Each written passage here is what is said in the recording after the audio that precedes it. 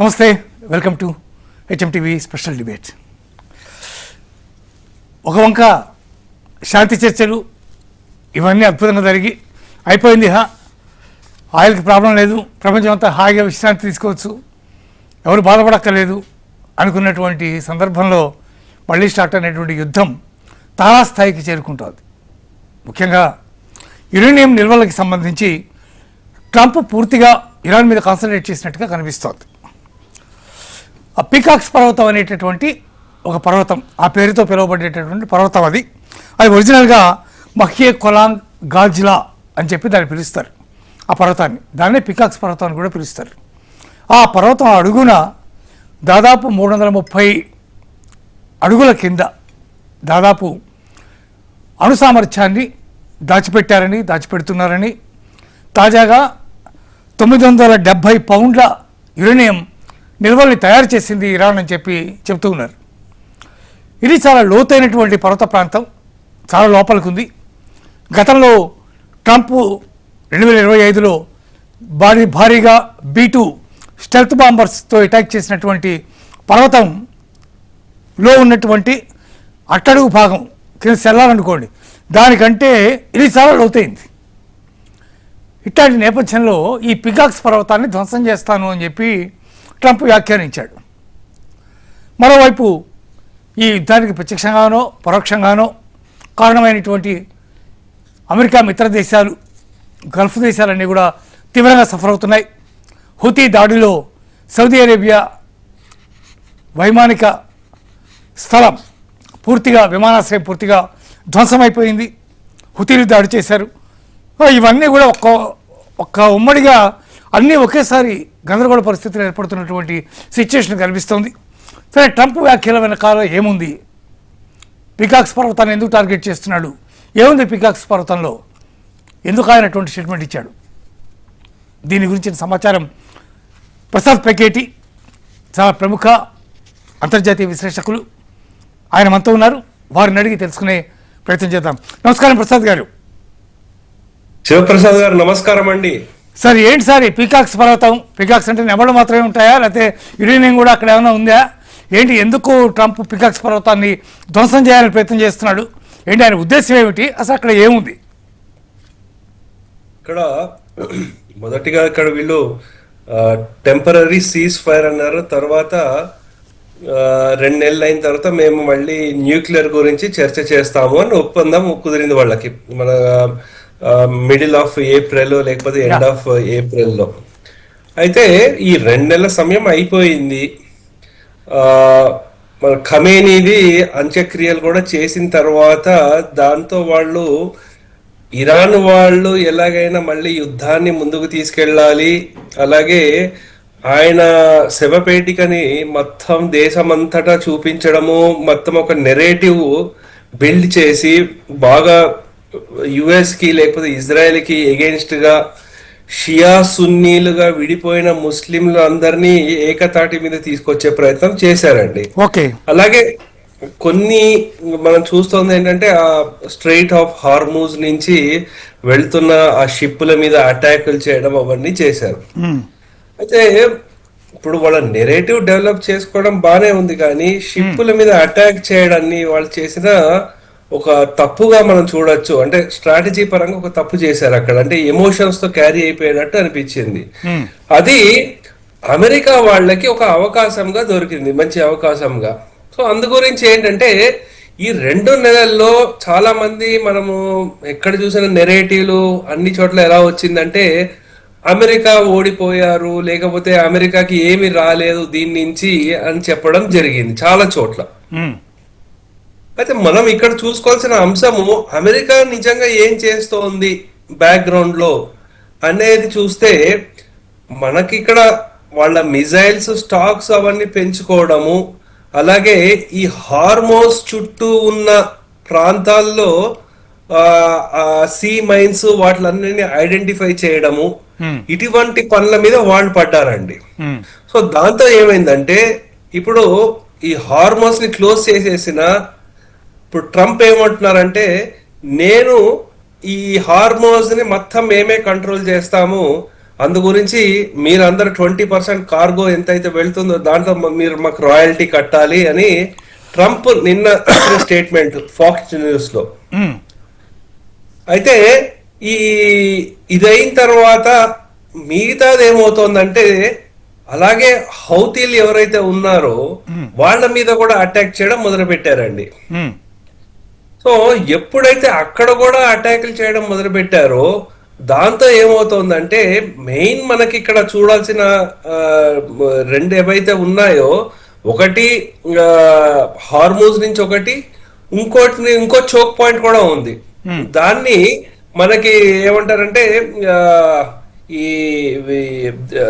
ఈ అక్కడ Cape of good hope అంటారండి. ఉమ్, సో అంటే నార్మల్ సూయజ్ కెనాల్ దగ్గర నుంచి అలా వచ్చినప్పటి red sea, Suez canal, Mediterranean, Europe ఆధార్ ఉంది.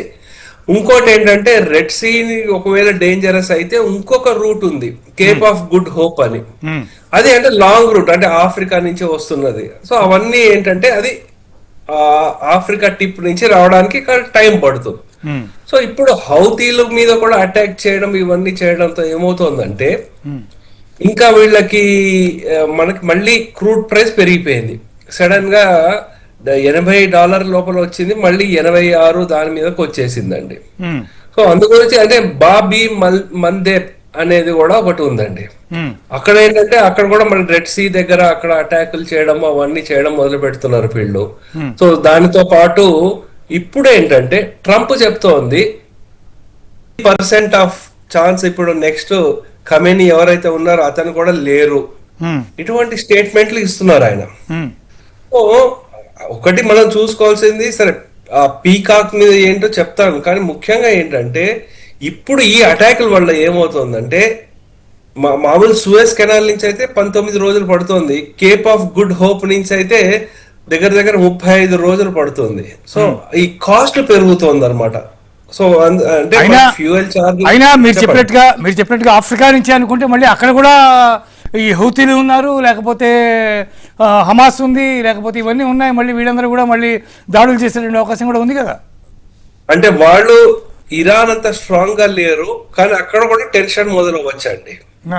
ఓకే, సో అయితే మీరు ఇప్పుడు చెప్పింది ఏంటంటే పీకాక్స్ మౌంటైన్ గురించి. అక్కడ ఉన్న దాన్ని యాక్చువల్లీ పిక్ యాక్స్ మౌంటైన్, దాన్ని పికాక్ హోల్ అంటారు. సో అది కూడా అంటారు. అదేంటంటే నటన్స్ న్యూక్లియర్ ఫెసిలిటీ అని ఉందండి, సెంట్రల్ ఇరాన్ లో ఉందన్నమాట. అదేంటంటే దగ్గర దగ్గర 100 మీటర్ల లోతులో ఉంది, దానికి మొత్తం గ్రైనేట్ లాగా మొత్తం కప్పిపెట్టి ఉంది. అది దాని మీద అటాక్ చేస్తాము అంటే ఇరానియన్లకి ఆయన డైరెక్ట్ వార్నింగ్ ఇచ్చారు. అంటే ఇప్పటి వరకు 1000 మిజైల్ మేము ఫైర్ చేసామంటున్నారు. సో ఇరాన్ ఏమంటున్నారంటే, ఇరానియన్లకు వెళ్ళి చెప్పండి ఆ పికాక్స్ మౌంటైన్ మీద కూడా మేము అటాక్ చేస్తాము అని చెప్పడం జరుగుతోంది. అలాగే యుఎస్ ఇవి స్ట్రైట్ ఆఫ్ హార్మోజ్ కాకుండా మెయిన్ ఇప్పుడు ఇంకా న్యూక్లియర్ దాని మీద మామూలు చర్చలు చేస్తామన్నారు, కానీ చర్చలు కాదు ఇప్పుడు చేస్తోంది, డైరెక్ట్ దాన్ని అటాక్ చేయడం మొదలు పెట్టారు అనమాట. ఓకే, ఒక్క మాట సార్ చెప్పండి. ఇప్పుడు ఇరాన్ తనంతట తానుగా ఒప్పందానికి ముందుకు వచ్చింది, పాకిస్తాన్ రాయబారం చేసింది, తర్వాత ఖతర్ రాయబారం చేసింది, కువైట్ రాయబారం చేసింది, ఇవన్నీ జరిగినాయి, ఓకే అయిపోయినాయి. అప్పుడు ఒప్పుకున్నటువంటి ఇరాన్ ఒక్కసారిగా ఖమేనీ అంత్యక్రియ విషయం దగ్గరికి వచ్చేసరికి సీన్ అంతా ఒకసారిగా మారిపోయినట్టుగా కనిపించింది. వీ విల్ కిల్ ట్రంప్ అనేటటువంటి slogans, we will kill Trump అనేటటువంటి పోస్టర్లు, భారీ ఎత్తున పోస్టర్లు. అక్కడ ప్రజలంతా కూడా ఇరాన్కి వ్యతిరేకంగా తీవ్రమైనటువంటి యాజిటేషన్ చేసే పరిస్థితికి రావడంతోనే ఇరాన్ యూటర్న్ తీసుకుంది అనేటటువంటి భావన కూడా ఉంది. ఇది ఎంతవరకు కరెక్ట్? అంటే ఒకటి ఏంటంటే ట్రంపే యాక్సెప్ట్ చేశారు, నా మీద నెక్స్ట్ అటాక్ ఇరాన్ చేస్తే వాళ్ళ దేశం మీద ఎలా అటాకులు చేయాలి మొత్తం ఇన్స్ట్రక్షన్స్ ఇచ్చేసాను, ఒకవేళ నేను చనిపోయినా సరే మా వాళ్ళు ఎలా అటాక్ చేస్తారంటే మొత్తం దేశం ఆ సివిలైజేషన్ లేకుండా అయిపోతుంది అని చెప్పడం జరిగిందండి. సో ఒకటి ఏంటంటే వాళ్ళకి అంటే చెప్పాను కదా, ఇరాన్ వాళ్ళు ఒక నెరేటివ్ ని బిల్డ్ చేద్దాము అని చూశారు. అంటే మొత్తము ముస్లిం దేశాలంతా వాళ్ళందరినీ ఒక తాటి మీద తీసుకొచ్చి చూడండి మన ముస్లింల మీద ఎంత దారుణంగా చేశారో. సో ఖమేనీ గారికి చూడండి, మన మత పెద్ద వారికి ఎంత జనాల్లో ఎంత సానుభూతి ఉందో అని చూపించే ప్రయత్నం వాళ్ళు చేశారండి. అయితే దాన్ని నెమ్మదిగా స్లో డౌన్ చేసుకుంటూ వచ్చేసారు.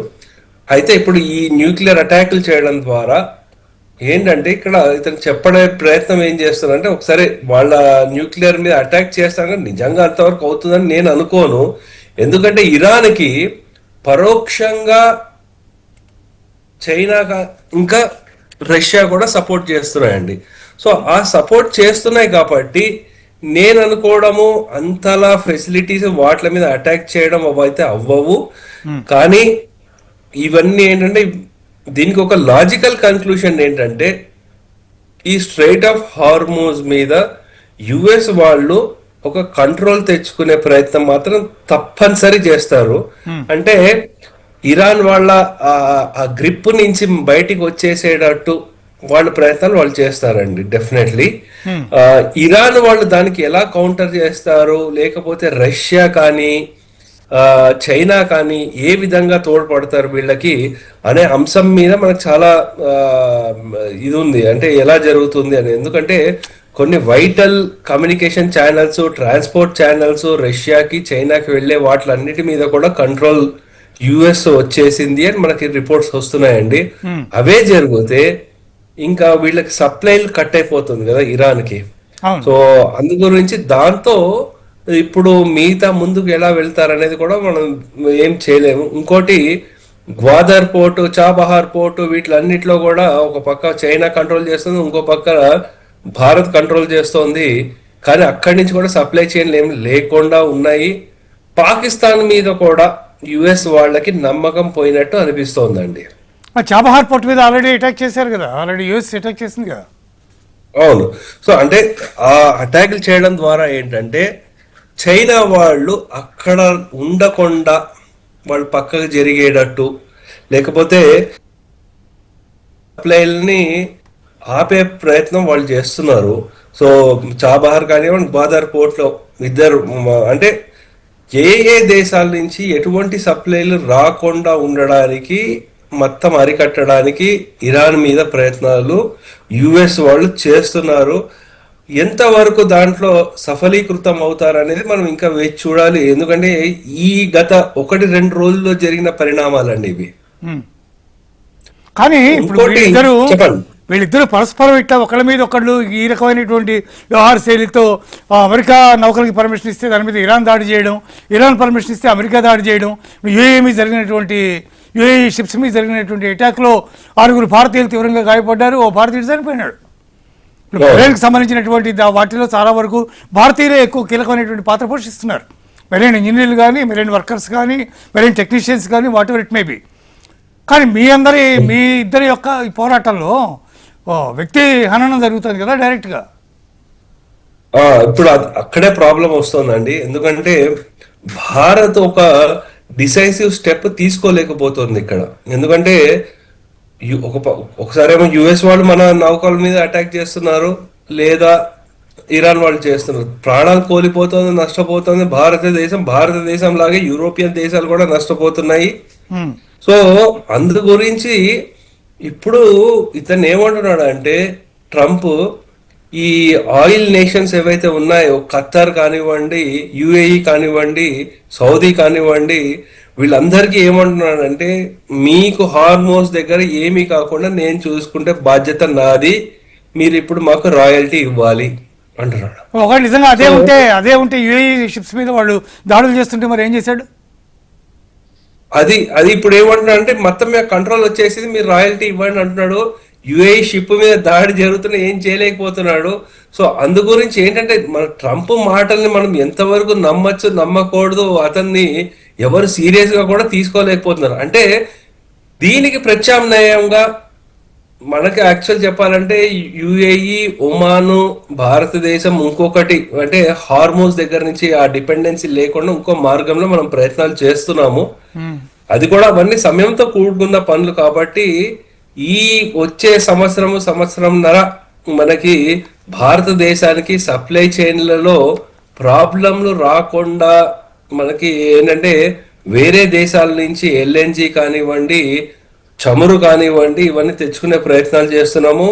ఆ ప్రక్రియలో మోదీ గారు సిఎషెల్కి వెళ్ళినా కానివ్వండి, నెక్స్ట్ వారు ఆస్ట్రేలియాకి వెళ్ళినా కానివ్వండి, ఇవన్నీ ఏంటంటే దాంట్లో ఒక పార్ట్ ఆఫ్ ద గేమ్ గా మనం చూడొచ్చండి. యా నేను అనుకోవడము మళ్ళీ ఒక కాల్ వస్తుంది, ఈ యుద్ధమే ఇంకా ఇలా పొడిగితే ఇంకొక కాల్ ఏదైనా రావచ్చు, మళ్ళీ మోదీ గారు ఒక అపీల్ చేయొచ్చు, బాబు మీరు కొంచెం జాగ్రత్తగా వాడుకోండి చమురు లేకపోతే పెట్రోలు ఇవన్నీ జాగ్రత్తగా వాడండి అని చెప్పే అవకాశాలు లేకపోలేదు. ఇప్పుడు రేపు పొద్దున ఇప్పుడు భారత్కి ఇప్పుడు ప్రపంచంలో అమెరికా లేకపోతే చైనా లాంటి దేశాలు ఎంత ప్రయత్నం చేసినా అందుకోలేనటువంటి థోరియం భారతదేశంలో లభిస్తుంది. ఇప్పుడు భారతదేశం చాలా చాలా సీరియస్గా దాని మీద వర్కౌట్ చేస్తోంది. కేవలం రష్యాకి మాత్రమే ఉంది థోరియం యాక్చువల్గా. సో ఇట్లాంటి నేపథ్యంలో రేపు పొద్దున ట్రంప్ మళ్ళీ ఇండియా మీదే నీ థోరియం నాకు ఇచ్చేదాకా మేము వదిలిపెట్టమని అటాక్ చేసే అవకాశం ఉందా? ఇండియా మీద అంత సులువు కాదండి చేయడము. ఎందుకంటే ఇప్పుడు అతను ఇండియాతో పెట్టుకుంటాడా చైనాతో పెట్టుకుంటాడా? యుఎస్ అందరితో ఒకటేసారి చేయలేడు కదా. ఒకవేళ చైనా, ఇండియా, రష్యా ఒకళ్ళు అయ్యారనుకోండి, అప్పుడు యునైటెడ్ స్టేట్స్ కూడా స్టేట్స్ గా విడిపోతుంది అనమాట. సో అందు గురించి అటువంటి దుస్సాహసం చేయడం నేను అనుకుంటున్నాను. భారతదేశాన్ని ఉపయోగించుకుని చైనాని చెక్ పెట్టే ప్రయత్నం అయితే చేయొచ్చండి. అవును చేయొచ్చు, కరెక్ట్. మీ మాట వినిపించట్లేదు సార్. మనం ఈ మధ్య చూసాము మోదీ గారిని పొగడము అవన్నీ కూడా మనం చూసాము ఈ మధ్య. వాళ్ళ ఈ అంబాసిడర్, సెక్రటరీ ఎవరైతే ఉన్నారో వాళ్ళందరూ గోర్ వీళ్ళందరూ వచ్చి మళ్ళీ మోదీ గారిని పొగడము అవన్నీ చేయడం చేస్తున్నారు. కానీ భారతదేశము వీళ్ళ పొగడతలకి వాటిలంతటికి పెద్ద వాల్యూ ఏమి ఇవ్వట్లేదు. ఎందుకంటే ఒక పక్కన పొగుడుతుంటారు, మళ్ళీ ఇంకో పక్కన సిఐఏ ఏజెంట్ అని పంపిస్తూ ఉంటారు. నిన్నే ఒక సిఐఏ ఏజెంట్ నేపాల్ కి పారిపోదాం అనుకున్న అతను పట్టుకున్నారు.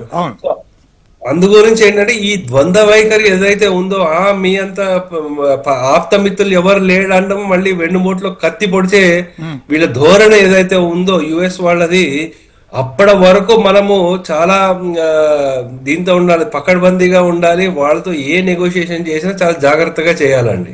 రష్యా ఒక్కటే మన పట్ల పూర్తిగా అసలు అంటే విశ్వాసం అంటే విశ్వాసం, మిత్రుడంటే మిత్రుడనే స్థాయిలో ప్రవర్తిస్తుంది తప్ప యుఎస్ని ఎట్టి పరిస్థితులను కూడా నమ్మే అవకాశమే లేదు.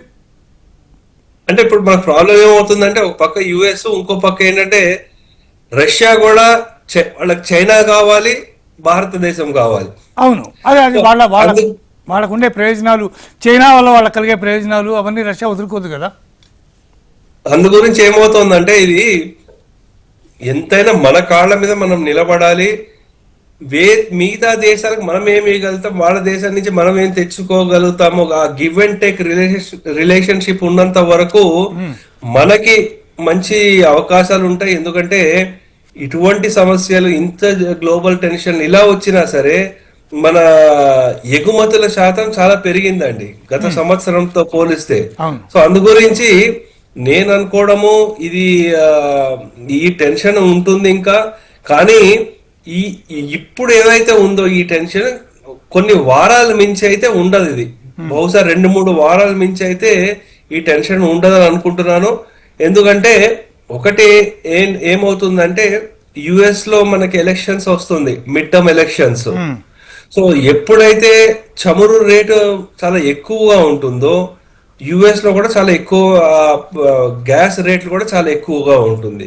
తద్వారా ఏమవుతుందంటే అక్కడ సామాన్యులకి చాలా కష్టాలు పాలవుతారు, ఇన్ఫ్లేషన్ పెరుగుతుంది కాబట్టి. సో కోర్ ఓటర్స్ ట్రంప్ కి ఎవరైతే ఉన్నారో వర్కింగ్ క్లాస్ వాళ్ళు కష్టపడకూడదని ఎలాగైనా ఈ రేట్లని కంట్రోల్ చేసే ప్రయత్నం చేస్తారండి. సో అదొక అంశం. అయితే ఇంకొక అంశం ఏంటంటే ఇప్పుడు యూరోప్ వాళ్ళు యూరోప్ నుంచి రష్యా మీద అటాక్ చేస్తున్నారు. అందు గురించి వాళ్ళకి గ్యాస్ సప్లై ఏమీ లేదు. ఇప్పుడు మిడిల్ ఈస్ట్ లో కూడా ఇలా ఉంటే మరి చలికాలంలో వాళ్ళ పరిస్థితి ఏమవుతుంది? యూకే కానీ లేకపోతే జర్మనీ కానీ ఫ్రాన్స్ కానీ ఈ దేశాల పరిస్థితి ఏమవుతుంది? సో అందు గురించి నేను అనుకోవడము ఇది కొన్ని వారాల్లో ఏదో ఒక కంక్లూజన్ కి అయితే వస్తుంది, లేకపోతే మళ్ళీ ఇంకొక టెంపరీ కామ్ సీజ్ ఫైర్ ఏదో ఒకటి అవుతుంది. అని అనుకుంటున్నాను. ఎందుకంటే ఇక్కడ మిడ్ టర్మ్ ఎలక్షన్స్ ఉన్నాయి, ఇజ్రాయెల్ ఎలక్షన్స్ కూడా ఉన్నాయి, కాబట్టి అట్లీస్ట్ దానికంటే ఒక 4 నుంచి 6 వారాల ముందే మనకి ఈ సీజ్ ఫైర్ లాంటిది అవ్వడము, లేకపోతే ఇరాన్ లో రిజైన్ చేంజ్ లాంటివి అవ్వడము ఏదో ఒకటి అవ్వచ్చు అని మనం ఆశించవచ్చండి. ఓకే, అంటే మీరు చెప్తున్నట్టుగా 2-3 వారాల కంటే ఇది ఎక్కువ ఉండదు అంటే ఇంకో 3 వారాల పాటు మనం ఈ కష్టాలు భరించాల్సిందే. ఎట్ ద సేమ్ టైం 3 వారాల తర్వాత అయినా దీనికి శాశ్వతమైనటువంటి పరిష్కారం లభించే అవకాశం ఉందా? ఇప్పుడు మళ్ళీ మళ్ళీ ఎప్పుడు చూసినా రెడ్డి వచ్చి మొదలయ్యే మరి పరిస్థితికి వెళ్తుంది కదా. దీనికి శాశ్వత పరిష్కారం అంటూ ఏమీ లేదండి. దీనికి శాశ్వత పరిష్కారం కావాలంటే మనం మినిమం ఒక 1-2 సంవత్సరాలు ఆగాల్సిందే. ఎందుకంటే ఆ గల్ఫ్ ఆఫ్ హార్మోజ్ నుంచి దాని మీద మనకి ఆ ప్రపంచం మొత్తం డిపెండెన్సీ కాకుండా ఇంకో మార్గానికి వీళ్ళు ప్రయత్నాలు మొదలు పెడుతున్నారు. అదొకటి. ఇంకోటి, మనకి ఈ క్రూడ్ మీద డిపెండెన్సీ తగ్గించుకుని రెన్యూవబుల్ ఎనర్జీస్ లేకపోతే ఈ న్యూక్లియర్ ఎనర్జీల మీద మనము డిపెండెన్సీ పెంచుకుంటే ఎప్పుడైతే డిమాండ్ తగ్గిపోతుందో అక్కడ ఈ అటాకులు జరగడం అవన్నీ కూడా తగ్గిపోతుందండి. ఓకే సార్, ఇప్పుడు మోడీ గారు చెప్పారు మీరందరూ ఈవీలు తీసుకోండి, పెట్రోల్ మీద ఆధారపడి తగ్గించుకోండి అని చెప్పి. మీకు ఆల్రెడీ లాస్ట్ ఇయర్ మీరు ఒక పెట్రోల్ కారు కొనుక్కున్నారు. మీరు వెంటనే దాన్ని అమ్మేసినా మీరు దాని సగం కాస్ట్ కూడా దానికి రాదు. మీరు మళ్ళీ కొత్త ఈవీ కొనుక్కోవాలి. ఆ వెంటనే ఇవన్నీ అమలు చేసే విషయాలు కావు కదా. రెన్యూబుల్ ఎనర్జీ మీద ఆధారపడాలి ఒకసారిగా అంటే అప్పటి వరకు ఉన్న దాంట్లో స్విచ్ ఓవర్ అవ్వడానికి how long it will take? Definitely ఈవీల మీద అయితే మనం వెంటనే డిపెండ్ కాలేము. ఎందుకంటే ఈవీలకు కూడా ప్రాబ్లం ఏంటంటే దానికి కావాల్సిన బ్యాటరీలు అవన్నిటి మీద కూడా మనం లిథియం ఏదైతే కావాలో దాని అన్నిటికీ కూడా డిపెండెన్సీ మనం చైనా మీద ఆధారపడి ఉన్నాం. సో అందు గురించి ఏంటంటే ఈ మనం చూడాల్సింది ఏంటంటే అండి, ఏదో వెహికల్స్ ఒక్కటే కాదు కదా క్రూడ్ యూజ్ చేసేది, మిగతా వాటిలకు కూడా మనం చాలా వాటికి యూజ్ చేస్తాము. మనం వీలైనంత వరకు పబ్లిక్ ట్రాన్స్పోర్ట్ లేకపోతే మనము ట్రైన్ నుంచి ఫ్రైట్ చార్జెస్ లో అవన్నీ ఇప్పుడు ఎలక్ట్రిఫికేషన్ అయిపోయింది. ఈవెన్ గూడ్స్ ట్రైన్ కూడా ఎలక్ట్రిఫికేషన్ అయిపోయింది. సో దానికి జనరేట్ చేసిన ఎలక్ట్రిసిటీ మనము ఎక్కడి నుంచి అంటే ఎక్కువ బొగ్గు లేకపోతే వాటి మీద ఉన్నాము, మనకు మిగతా వనరుల నుంచి కూడా మనం ప్రయత్నం చేసుకోవాల్సిన అవసరం ఎంతైనా ఉంది. అలాగే ఈవీ మీద చైనా వాళ్ళ మీద డిపెండెన్సీ కాకుండా ఇంకే దేశాల నుంచి అయినా చేయొచ్చా అనేది మనం ఇంకా ప్రయత్నాలు మనం చేస్తున్నాము. ఎందుకంటే భారతదేశంలోనే రేర్ ఎర్త్ మెటల్స్ ఉన్నాయండి, మినరల్స్. సో అది ప్రపంచంలోనే అతిపెద్ద 3వ రిజర్వ్స్ మన దగ్గరే ఉంది. కానీ దాన్ని బయటకు తీసే సామర్థ్యం మన దగ్గర లేదు. అందు గురించి మనము ఈ పెద్ద పెద్ద ఇండస్ట్రియల్ ఎక్విప్మెంట్ సంబంధించిన సంస్థలు ఏవైతే ఉంటుందో బెమెల్ లేకపోతే ఇటువంటి సంస్థలు ఏవైతే ఉన్నాయో వాళ్ళ దగ్గర నుంచి కొంచెం ఇన్నోవేషన్ వస్తే అప్పటికి కానీ మనం ఏం చేయలేము ఇక్కడ. ఎందుకంటే భారతదేశం బయట ఎవరి మీద డిపెండ్ అవ్వక్కర్లేదు, మన దగ్గరే ఉన్నాయి బోల్డ్ అనే రిజర్వ్స్. సో దానికి బయట తీసే సామర్థ్యం ఒకటే లేదనమాట. అందు గురించి మనం కొంచెం వేచి చూడాలి. ఈ సమస్య ఇప్పట్లో అయితే సద్దు మనగదని అనుకుంటున్నానండి. ఏం జరిగినా సరే తాత్కాలికంగా జరుగుతూ ఉంటుంది. మనం అందరము ఈ ప్రాబ్లమ్స్ ఫేస్ చేయాల్సిందే. కాబట్టి ఇప్పుడు మనం ఇందాక మిమ్మల్ని అడిగాను, నేను ఈ థోరియం నిల్వలు బాగా మనకి ఇండియాలో బాగా సమృద్ధిగా దొరకడం వల్ల దీనివల్ల ఒక ప్రపంచంలో భారతదేశానికి ఒక ప్రత్యేకమైనటువంటి స్థితి కలిగే అవకాశం ఉందా? అంటే అది న్యూక్లియర్ ఎనర్జీ కదండి. అవును, థోరియం వల్ల వచ్చే న్యూక్లియర్ ఎనర్జీ, దానికి సంబంధించిన న్యూక్లియర్ మనకి ఏవైతే వస్తుందో, అంటే మనము వీలైనంత వరకు ట్రాన్స్పోర్ట్ లేకపోతే వీటిలలో ఆ పబ్లిక్ ట్రాన్స్పోర్ట్ ఎలక్ట్రిఫికేషన్స్ వాటిలలో ఉపయోగపడుతుంది కానివ్వండి. మనకి డైలీ ఇప్పుడు ఎక్కడన్నా ఇక్కడి నుంచి మీ ఇంటి దగ్గర నుంచి మీరు స్టేషన్కి వెళ్ళాలన్నా ఆటోనో కారో లేకపోతే ఎలక్ట్రిక్ వెహికల్ తీసుకోవాలి. అక్కడ మనకి ఎలక్ట్రిసిటీతో నడిచేది ఏమి ఉండదు కదా. సో అందు గురించి ఏంటంటే ఇంకా చిన్న చిన్న డిస్టెన్స్ లకి వాటికి ఏం చేస్తారు అనేది మనము ఇంకా వేసి చూడాలి. లేదంటే మళ్ళీ మనము సైకిళ్ళు లేకపోతే ఎడ్ల బండ్లు వాటి మీదే ప్రయాణం చేసుకోవాల్సి వస్తుంది. Okay sir, thank you. చాలా చక్కటి సమాచారం అందించినందుకు. ఏదేమైనా మీరు చెప్పేదాని ప్రకారం ఇంకా 3-4 వారాలు ఖచ్చితంగా ఈ హర్మజ్ గందరగోళం అయితే జరుగుతూనే ఉంటుందని మీ యొక్క అంచనా. Thank you so much Prasad గారు, చాలా చక్కటి వివరాలు మాకు అందించినందుకు. నమస్కారం. ఇది ఇవాళ స్పెషల్ డిబేట్. చూస్తూనే ఉండండి HM TV.